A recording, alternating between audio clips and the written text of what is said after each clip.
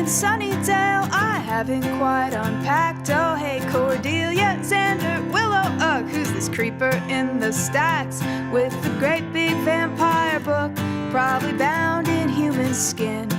There's a dead guy in a locker and all they did was cancel gym. Whoa, welcome to the Hellmouth. Forgot my steak. Yesterday. Okay. My name's Katie. I'm here from Denver, Colorado for the weekend for Whedoncon, and today we are in the cemetery where Buffy the Vampire Slayer filmed cemetery scenes in the first few seasons, and it's gorgeous and old and really impressive. My name's Alyssa. I am here in the original cemetery that they filmed Buffy in for the first couple of seasons before they moved the cemetery scenes to their own closed lot. And it's pretty exciting. It's a really, really large cemetery. I feel like filming the scenes here would have been really fun, but maybe a little bit creepy at night. Hi, I'm Kristin Russo. And I'm Jenny Owen. We are at Flamecon right now, and we're here because we are co-hosts of the podcast Buffy The Vampire Slayer, which Jenny tricked me into making. Yes. You should tell the people what you did. I begged and begged and begged and promised it wouldn't be any work at all. It would just be like breathing. It would be so easy to make a podcast. I love the show, maybe not as much as Jenny, although I'm getting there, but I was very concerned about the time it would take. And Jenny was wrong about the time that it would take. It's taking all of our time, but it turns out it's also the most amazing thing that I think we've ever decided to do collectively together. So yeah, it's pretty amazing. We talk about an episode a week, and we also write a recap song together about the episode. Mm-hmm. And the way that it has like connected us to so many people, so many like brilliant, tender, sweet, thoughtful people who continue to reach out to us and share their stories, and also like amazing background information about like minute details about specific episodes. It's a really incredible community. Yes. I watched probably the first 2 seasons in real time, like when they aired, when I was in like 8th or 9th grade, and then kind of fell off and went back in college and watched the whole series and became totally obsessed. I watched the series many, many times. And then when Kristin and I started dating, I was like, you gotta watch this. And she was like, I gotta watch what? And I was like, no, trust me. And then I got her to watch it, and she was like, yeah. Of course. It took a minute, too, because I started the first time with season 1, and I just, like, wasn't feeling it. And so we stopped. And then however long after that, Jenny, I think maybe I had the idea, I can't remember who had the idea, to start with season 2. Because I knew, having grown up literally at the same time as Buffy, I knew some of the big key pieces already, and so Jenny filled in some of the gaps. And so when we started with season 2, then I got in immediately, and now it is my favorite television show that I've ever seen, and contains what I believe to be the best episode of television ever created. So, Which would be the body. Which would be the body. I've never seen anything on television so incredibly made. I mean, obviously heart-wrenching, but so incredibly made as that episode to this day. And I don't think I ever will. Sorry if you're out there making television. I don't think you can top it. Because when I first saw Welcome to the Hellmouth and The Harvest, the pilot of Buffy, I was just blown away by what television can do. I was like, this is what television can be? That's incredible, because the idea, it just was instantly engaging, and the idea that there's so much depth. I mean, Buffy the Vampire Slayer is the most written about on a scholarly level, the television show that's the most written about on a scholarly level, because it is so deep. It is such a rich text. There is so much in there to draw from. The whole idea that life is hell and that high school is hell, and that all of our normal, everyday fears and, mostly fears, but everything else, our concerns are brought to literal life in the show through the demons, all that stuff.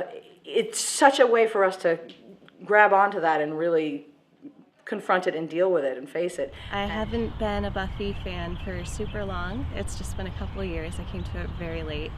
my girlfriend made me start watching it because she has loved it for forever, and I'd never seen it before. I'd barely even heard of it. So a couple years ago we started watching, and I just fell completely in love, and now I'm super obsessed with it, and she hates that I've like taken her thing. That I love it way more than she does now. I was introduced about maybe 2.5 years ago.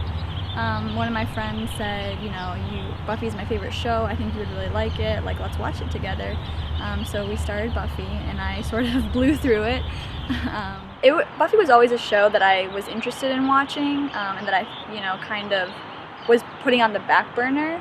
But I'm really glad I actually, finally watched it, because it really has all the elements that I love in a show. It's got strong female characters, it's got that, fantasy genre, and it's just, one of the things I love most about Buffy is, I think when people hear the title Buffy the Vampire Slayer, it's a vampire show, but it's really not a vampire show so much as it's a show about relationships, and the relationships on Buffy between the Scoobies, between even like the minor characters that kind of come in and out of the show, are really, that's what makes the show stand out to me the most, I think, is the relationships between the characters and how they evolve and how dynamic they are. Just getting to play Tara in general is my proudest moment, because I feel like that relationship, that Willow-Tara relationship on Buffy, opened the door for LGBTQ characters being treated like real people, three-dimensional characters, being represented correctly in pop culture. And by correctly, I mean just being represented as human beings, and not as, a sexual, I'm this, or I made out with, two girls making out, and isn't that sexy and ooh, salacious. No, it's about two people who just happened to be girls who fell in love. My favorite Buffy episode is Once More with Feeling. I love musicals in general. I've always been a huge musical theater fan, even before Buffy. So I knew it was coming up. My girlfriend told me that it was going to happen, and I just died when it did. It was so, so good. The songs aren't just that the characters singing for no reason. They were telling the story. They were singing their inner motivations, and it's what season 6 really needed. I mean, nobody was talking about the problems that they had until this song spell demon thing started happening, and it was just the perfect way to get everything out in the open. It was so natural. It wasn't like a weird conceit. It made sense in the plot of the show, and I love that. I love it when musicals integrate the songs into the characters and plot and everything. And I mean, Willow and Tara had one of the best scenes in the whole show. It's just gorgeous. The costumes are iconic. Alyssa and I dressed as them yesterday, and we came in 4th place in the cosplay contest at Whedoncon.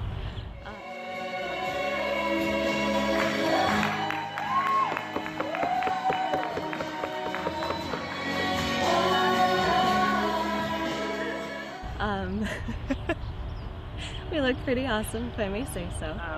To have done something, worked on a show like Buffy, where you have all these amazing people getting excited and wanting to be a part of that universe. The Buffyverse was just like, I don't know, it sort of transcends being a TV show. It's such a transmedia property. I mean, it's comic books, it's books, it's a TV show, it was a movie, it's, conventions, it's actors who, identify as the characters that they played. It just transcends, and, I was really, really lucky to be a part of that from the other end,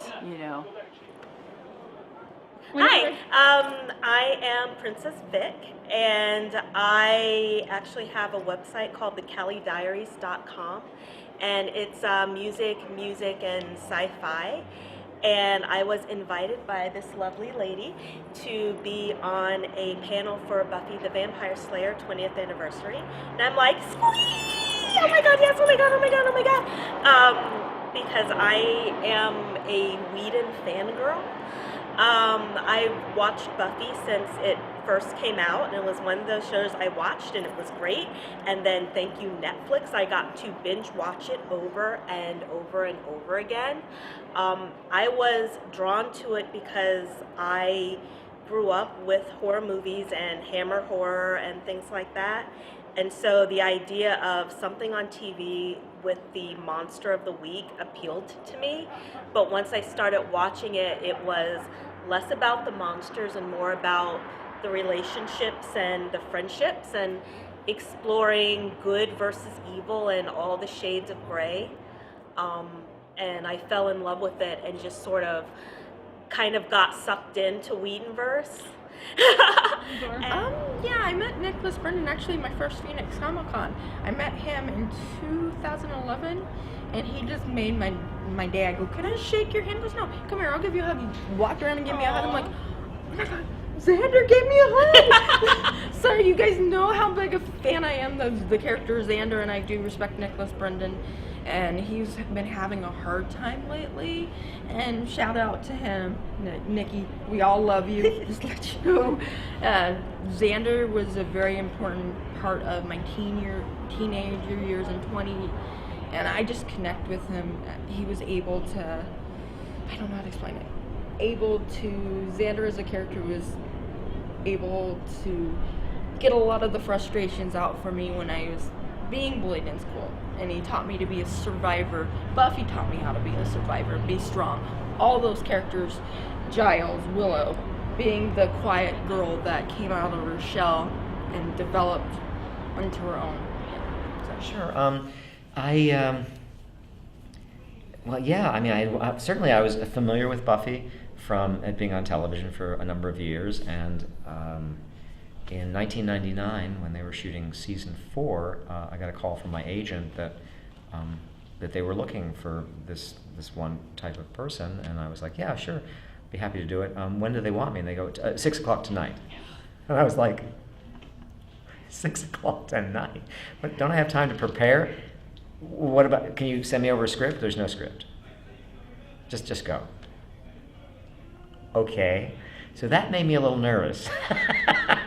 Honestly, I was a little like, okay. So, but I did go, and they didn't know what they were going to call the characters yet. I think the script that they showed us, which was just a few pages, because Joss hadn't finished the script yet. They were still working on it.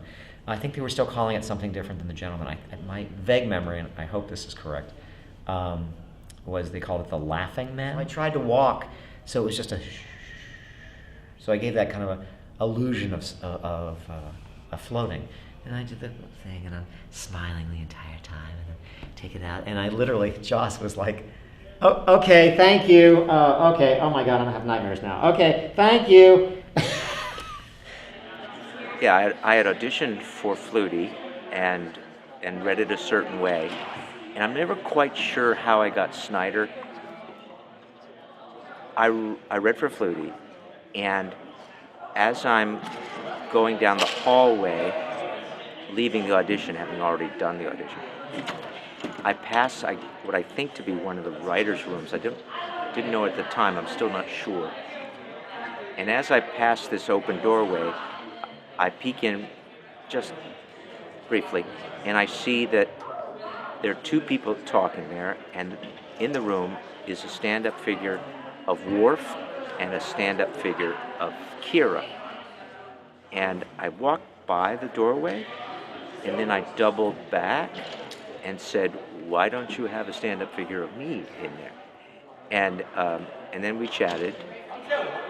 And to this day, I think that had more to do with me getting Snyder than my audition for Flutie. I think those guys were writers, and perhaps they were charmed by what I said. And all I know is several months later, I got a phone call, and I said to them, "I'm happy to do this. I've been watching the show because of Kenny, who was playing Flutie, but I can't do too many because I'm on Star Trek, and that's my real job." And they said, "Don't worry, we're going to rotate principals out on a regular rotation basis." But they forgot to kill me off for 3 years, so I stayed on as Snyder. Joss Whedon's shows are really wonderful. He's a master of the craft. He totally changed TV forever with Buffy. I don't know what modern television would look like if it wasn't for that show. I don't think it would be similar to this. I'm really glad that he gave us such strong, complex characters. I mean, there's a reason why everyone's still completely obsessed with it 20 years later. It's because the characters are so wonderful. The storylines are so relevant even today. It's just a masterpiece of a show, and I love it. Perfect. Don't tell me that wasn't fun.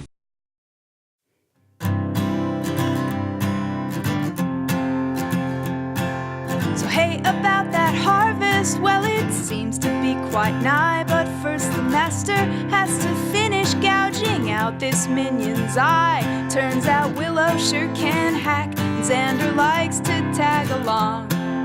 Giles takes off his glasses and then he puts them right back on. Whoa, oh, oh, oh, welcome to the Hellmouth. It's harvest time. Welcome to the Hellmouth. I can jump really high. Welcome to the Hellmouth. One girl in all the whatever. Jesse's super dead. The vampires made him one of them. And is it possible that angels never even had one friend? Anyway, Luke hit the bronze to feed, and things were looking bad. Till I decapitated someone with a symbol, which was red. Whoa, oh, oh, oh, welcome to the Hellmouth. It's harvest time. Welcome to the Hellmouth. Cordelia died. Welcome to the Hellmouth. Thank God she made it. And so did